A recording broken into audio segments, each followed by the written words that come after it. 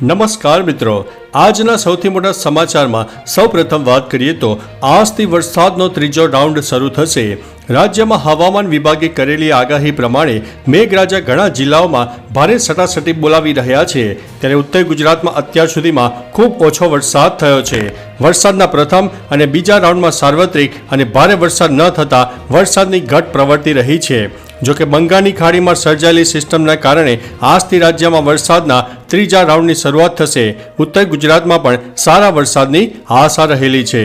મિત્રો, અન્ય મહત્વના સમાચારની વાત કરીએ તો ચાંદીપુરા વાયરસને લઈને કેન્દ્રીય આરોગ્યની ટીમ ગુજરાતમાં આવી છે। રાજ્યમાં ચાંદીપુરા વાયરસથી મોતનો આંકડો વધ્યો છે।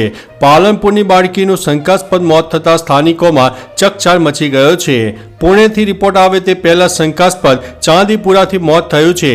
ચાંદીપુરા કેસને લઈને આરોગ્ય વિભાગ એક્શન મોડ ઉપર જોવા મળ્યું છે, જેમાં કેન્દ્રીય આરોગ્યની ટીમ ગુજરાતમાં આવી છે।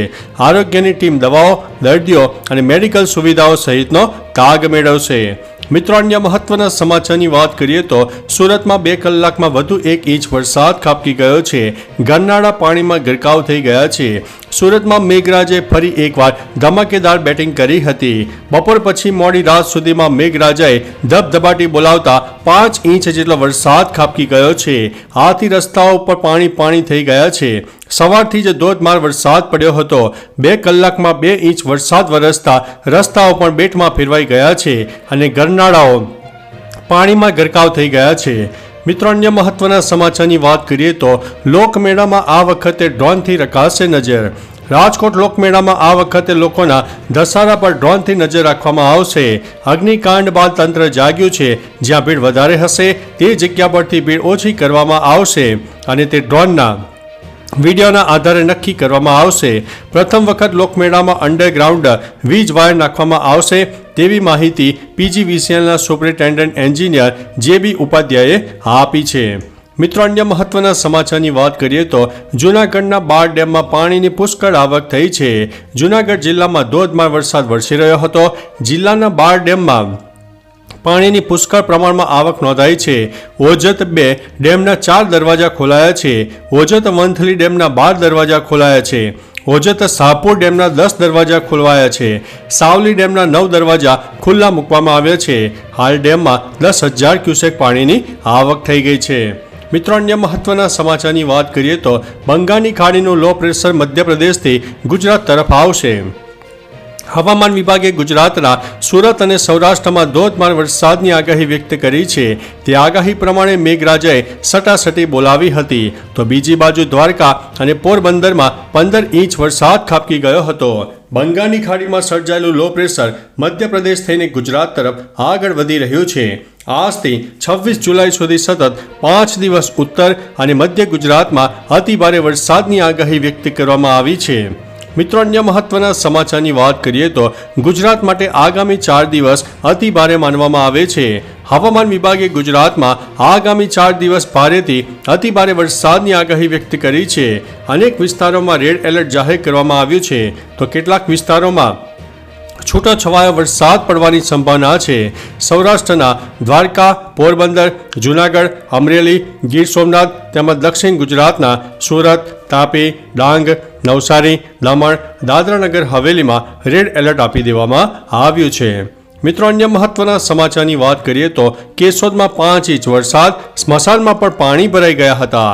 જૂનાગઢના કેશોદમાં 1 કલાકમાં 5 ઇંચ વરસાદ ખાબકતા ઠેર ઠેર પાણી ભરાઈ ગયા છે।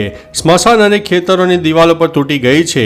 પાણી ભરાતા લોકોએ તંત્ર સામે રોષ ઠાલવ્યો છે। જૂનાગઢમાં છેલ્લા 5 દિવસથી વરસી રહેલા વરસાદે તારાજી સર્જી છે। લોકોના જનજીવન પર માઠી અસરો પણ જોવા મળી રહી છે અને ઘરોમાં પાણી ભરાઈ જતા ઘર વખરીને પણ ભારે નુકસાન થયું છે। મિત્રો, અન્ય મહત્વના સમાચારની વાત કરીએ તો રાજકોટમાં ચાંદીપુરા વાયરસનો શંકાસ્પદ કેસ સામે આવ્યો છે। ચાંદીપુરા વાયરસે રાજ્યમાં હાહાકાર મચાવ્યો છે। એક બાદ એક જિલ્લાઓમાં કેસોમાં સતત વધારો થઈ રહ્યો છે। ત્યારબાદ હવે રાજકોટમાં ચાંદીપુરા વાયરસનો વધુ એક શંકાસ્પદ કેસ સામે આવતા તંત્રમાં ભારે દોડધામ જોવા મળી રહી છે। 7 માસના બાળકમાં ચાંદીપુરાના લક્ષણો દેખાતા તેને સારવાર અર્થે રાજકોટ સિવિલ હોસ્પિટલમાં ખસેડવામાં આવ્યો છે।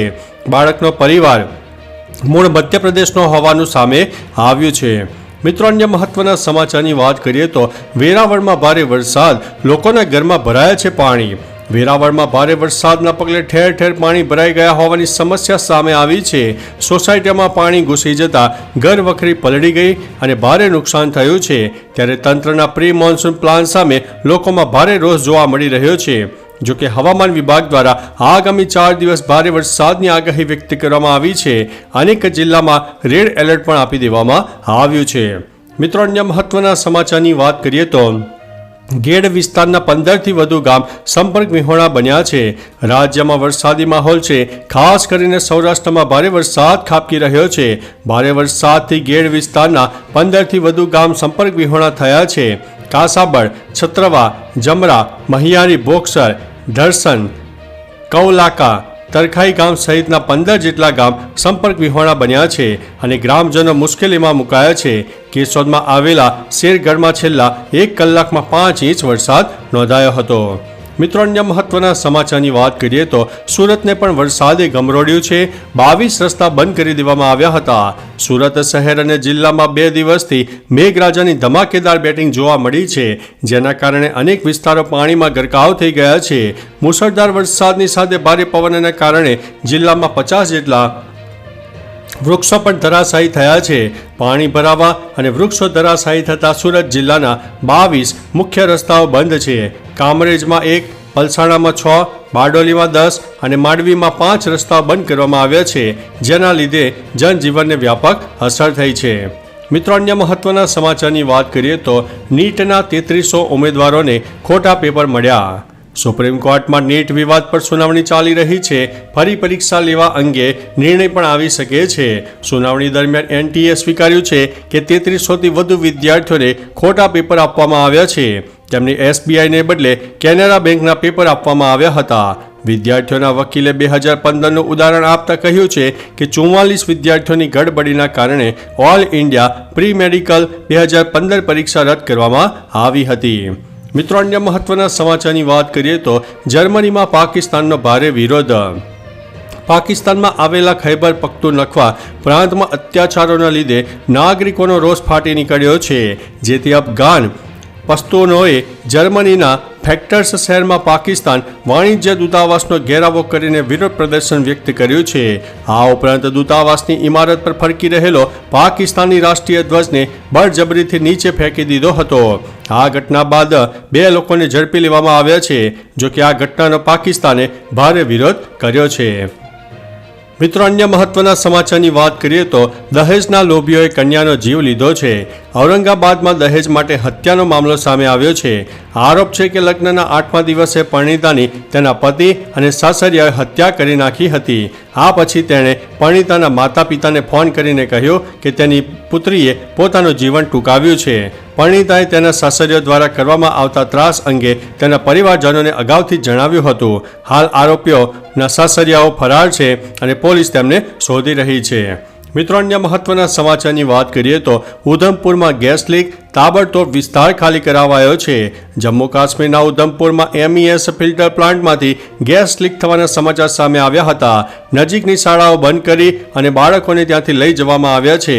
ફાયર બ્રિગેડ અને પોલીસ ઘટના સ્થળે પહોંચી ગઈ છે અને લીકેજને કાબૂમાં લેવાના પ્રયાસો કરવામાં આવી રહ્યા છે. મળતી માહિતી મુજબ લીક થયેલો ગેસ ક્લોરીન છે. આસપાસના વિસ્તારને ખાલી કરવાનું પણ કામ કરવામાં આવ્યું હતું. મિત્રો, અન્ય મહત્વના સમાચારની વાત કરીએ તો બાંગ્લાદેશમાં ફસાયેલા ગુજરાતના 14 વિદ્યાર્થીઓ પરત ફર્યા છે. બાંગ્લાદેશમાં હાલ હિંસા ભડકી ઉઠી છે, જેમાં ત્યાં ગુજરાતના 14 વિદ્યાર્થીઓ ફસાયેલા હતા. તેમને લાવવા માટે ગુજરાત સરકારે વિદેશ મંત્રાલય સાથે સહી સલામત વતન પરત તેમને લાવી દીધા છે. તેઓ બાંગ્લાદેશમાં MBBSના અભ્યાસ માટે ગયા હતા.